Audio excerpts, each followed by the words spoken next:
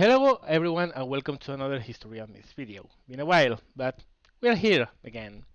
Now today I'm going to speak about German aces of World War II. How could they score such huge lists of kills? Because obviously, with the years, the comparison really is staggering. You take the best Allied scoring ace, which was Ivan Kostedu, the Russian ace with 67 kills, I think. Meanwhile, German aces were scoring in the hundreds. Erich Hartmann had 357, and Barkhorn had 301. And we had quite a list of pilots, over 200, a very long list, over 100. So, how could they go and get those scores? Now, there are two sides to this, as with everything. Allied fanboys, German fanboys.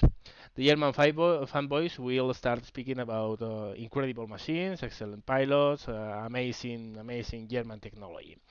The Allied fanboys will say, the Allied fanboys, the Western ones, usually are pretty measured about it. They accept the Germans had pretty amazing scores, and they argue about that with some pretty solid grounds. However, the Russians don't. The Russians simply contest the claims about the German pilots, especially in the Eastern Front. And let me be clear about this. I'm not even going to enter into that. German kill lists are pretty much confirmed on the Eastern Front. And probably, if anything, the Germans in the East underclaimed, not overclaimed. But whatever, I'm not even going to bother going into there because let's say that's kind of mind warfare. You walk into there and you have to face the wrath of the pro-Russian community, so to speak. I have had a lot of, let's say, stands versus those during the years, and I'm not going to go into there again. Um, for the purpose of this video, we will accept by default that the kill lists are accurate. Probably there will be overclaiming in some sides, especially in the Japanese. They have some pilots with a little bit of overclaiming. But for the most part, let's accept those kill lists are accurate. And actually, they are, for the most part. There's been, decades since the end of World War II, and nothing proves that any of those claim lists is bogus other than as I said, the claims of the pro-communist guys who always go the same way. They deny what's undeniable, but whatever. Again, I'm not going there. So we have a nation with dozens of pilots scoring over 100 kills. Meanwhile, the Allies, the best Allied ace got some dozens of German kills. How could that be? I mean, it's staggering to think that the best American ace had 40 kills, which is roughly 10% of what Erich Hartmann did. So how could that happen? Why did it happen? Well, I'm going to divide this analysis in two parts because the reasons are very different between the early part and the late part of the war. Until 1942, more or less, and after 1942. The reasons changed. The results were pretty much the same. The Germans scored a lot of kills because conditions were favoring them to do so. Now, this is not, obviously, an attempt to deny the brilliance and the ability of those pilots. It's not even try to deny the brilliance of German designs. Everyone knows I love the Focke-Wulf 590. I think that it was the best fighter plane of the war for many reasons, but it was not an undisputed superiority over Allied models. The Allied had great planes, the Allied had exceptional pilots. Both sides had great planes, great pilots. So how this difference came to be? The first part is before 1942. Now, at the beginning of the war, the Germans had some inherent superiority over the Allied side. The first one was technology. When the war started, the Germans had two main fighters on the front lines, the Bf 110 and the Bf 109. Now the BF-110 really has a very bad rep because of what happened in the Battle of Britain. But let's face it, until 1941, the BF-110 was actually a pretty valid air superiority fighter as long as it was never used in close turning fights. The problem is that in over Britain they were forced to do so, and disaster happened. But when the war began, the Germans had two very modern, very high performance, really heavily armed planes on the front line. The BF-110, BF-109. Obviously, everyone is going to jump and say, well, the Allies had the Hurricane and the Spitfire. Well, the Hurricane was inferior to the BF-109. Everyone accepts that. It was not a huge inferiority, and in some areas the Hurricane was better, like close turning. But in general, the Hurricane wasn't really a match for the BF-109. Was close, but not there. The Spitfire was indeed a match for the 109, and in some ways superior, in some ways inferior, pretty even match. At least the Mark I versus the BF-109E. Now, what people tend to forget is that the Hurricane was first seen by the Germans only after the beginning of the Battle of France and in very limited numbers, because Hugh Dowding, which was the commander of Fighter Command, was extremely worried about the idea of a German air attack over Britain, and he kept all the squadrons, fighter squadrons he could to defend the islands. So, what was sent over France were a handful of squadrons, very limited numbers, and they were only Hurricanes. The first time a German pilot saw a Spitfire in action was over the beaches of Dunkirk in middle of 1940. That's June 1940 actually. So that means almost 10 months of the war. So for 10 months of the war, the Germans had an indisputable technological superiority over the enemy. And well, let's not forget that the kill tally of the German pilots began over Poland. And really, the Polish didn't have too much in the sense of good fighter models. They actually had a parasol plane, the PCL-11, which honestly couldn't do anything, neither against the BF-110 or against the BF-109. So the thing is, the first thing is technological superiority. First, they fought over Poland. Poland obviously didn't have modern aircraft.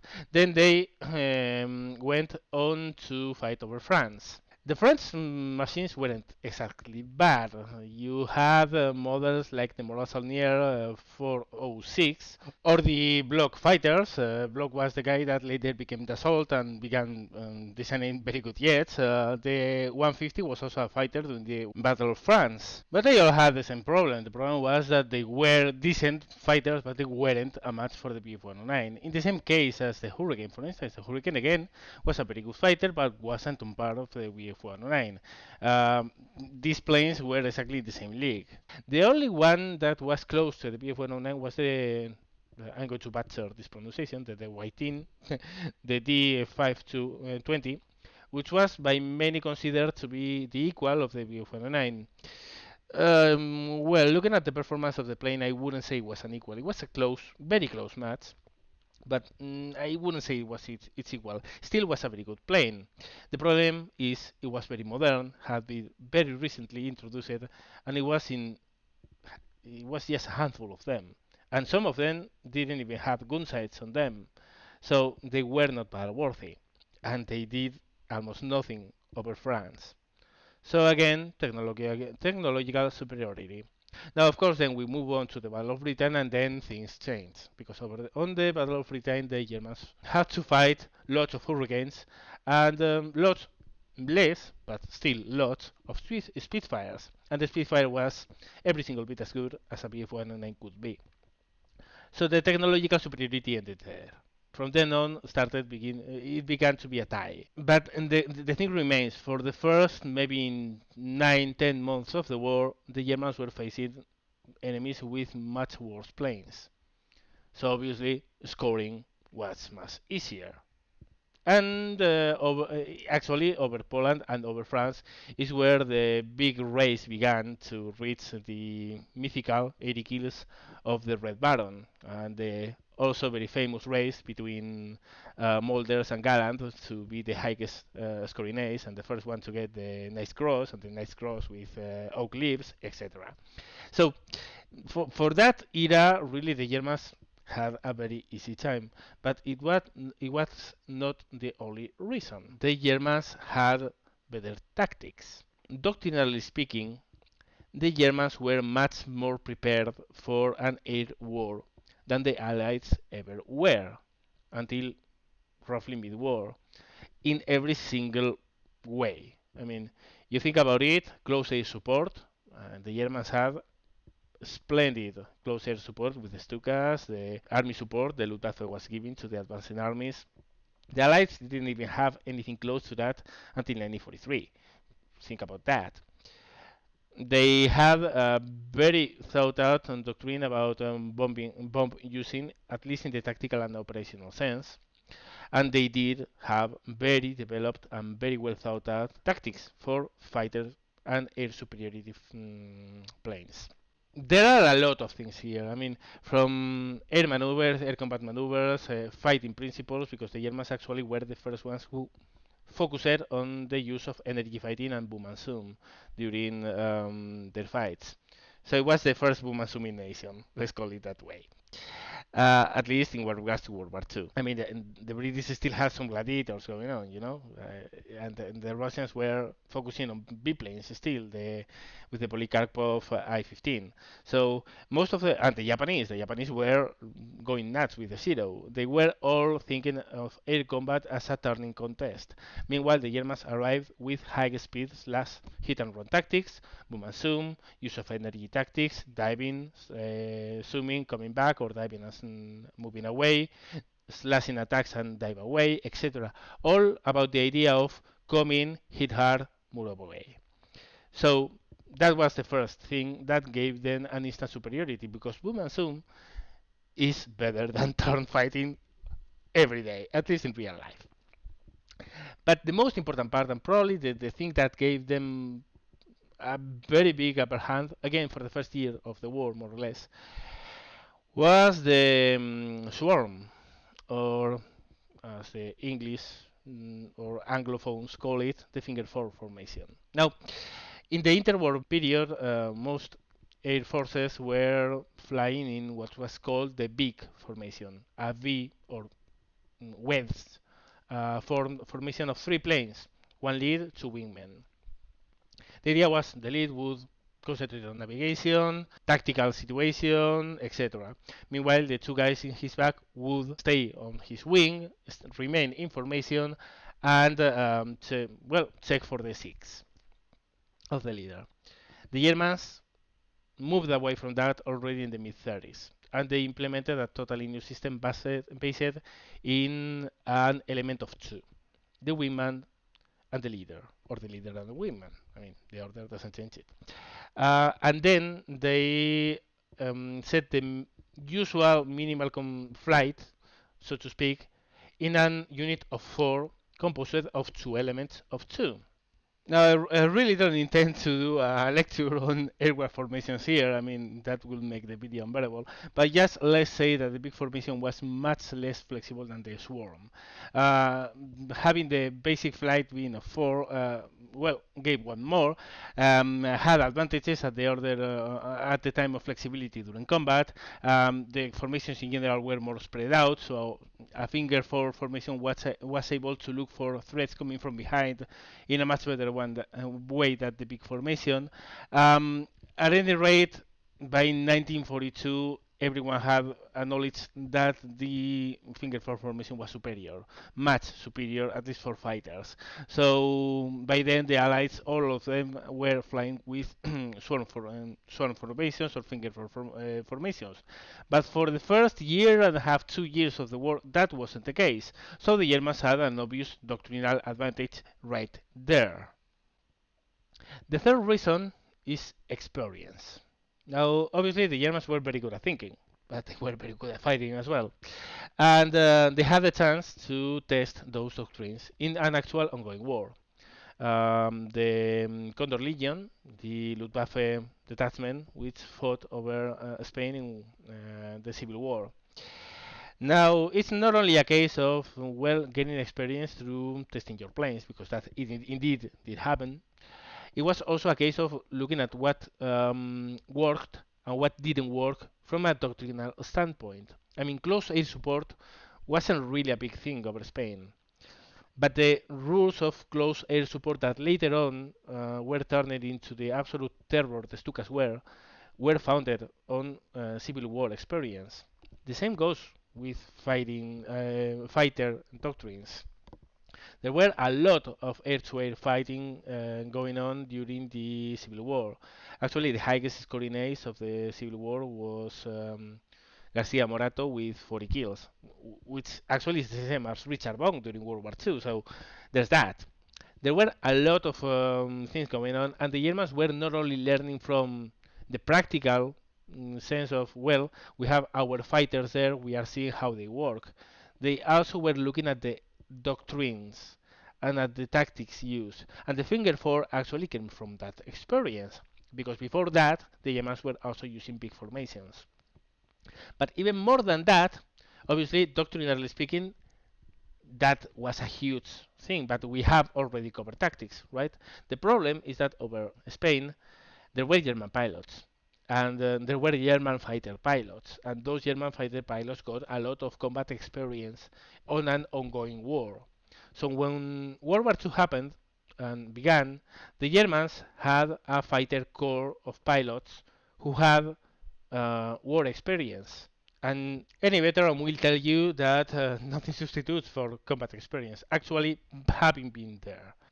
And it really mattered. I mean, the German pilots who were scoring the most when the war began, especially the two which were in the big race for reaching the Richthofen mark of 80 kills, Galland and Mulders, and many others, had actual combat experience over Spain.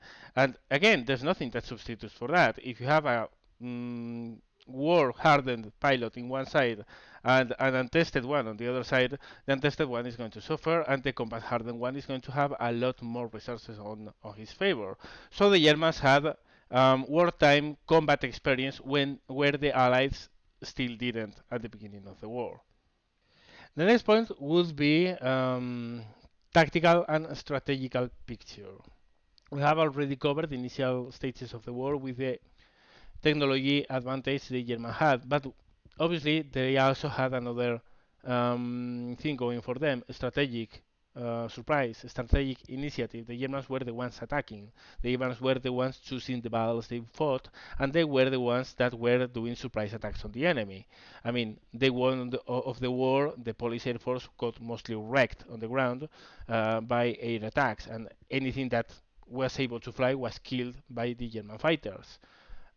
Very much the same deal on the Battle of France. The first stages of the Battle of France involved a lot of attacks of German bombers on the French Air Force. So the strategic initiative gives you a huge advantage in what regards to establishing air superiority. And once you established air superiority, well, kills come in easier, right? If you are the one in control, you have a natural superiority to begin with.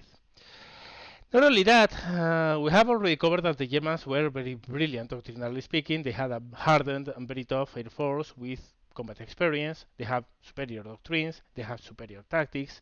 But the problem is that the enemy had horrible doctrines and tactics. I mean, one thing is being superior in that, but at least the enemy is doing something sensible. The problem is that neither the British nor the French were doing so. I mean, during the Battle of France, the air war, especially after the breakup of the armies on Sedan, the best way one could describe it is crazy and desperate and mindless. I mean, the case of the British battle bombers attacking the German bridges on near Sedan is a case of absolute hysteria. They were sending single engine bombers, like those in the picture. I mean, you can see that. They were sending those things without any kind of escort to attack heavily defended by AAA and fighters over the rivers near Sedan to try to destroy them and to stop the German advance. As a result, well, they destroyed no Brits, they lost almost every single plane, and well, they got to award a couple of Victoria Crosses, but obviously to people who had died. A total waste of human resources, human lives, and war material. So the Allies had their fair share of very poor equipment, and they were totally mishandling it. No, if you have an enemy which is easily feeding you with kills, well, you are going to get some aces. It's that way. Yeah. More about the strategic element of this. The big bulk of German kills come from the Eastern Front. And obviously that's why the Russians get so infuriated about it and they debate so much about it. I don't care, I'm not going to go there. Again, in Russia, in the case of Barbarossa, we are again at a place where we see that the Germans have total strategic superiority and total strategic surprise. I mean, the first thing the German Air Force did was to pretty much cripple the Soviet Air Force on the airfields. Even more, the Soviets didn't have good planes at all.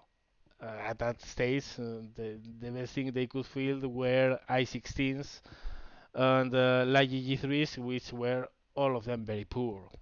So by the time of Barbarossa, which was June 1941, by this stage, obviously the English were no more newbies to this game. They had been already fighting the Germans for a year and a half. They had learned a lot. However, when the Luftwaffe was sent to the east, it was like a reset button.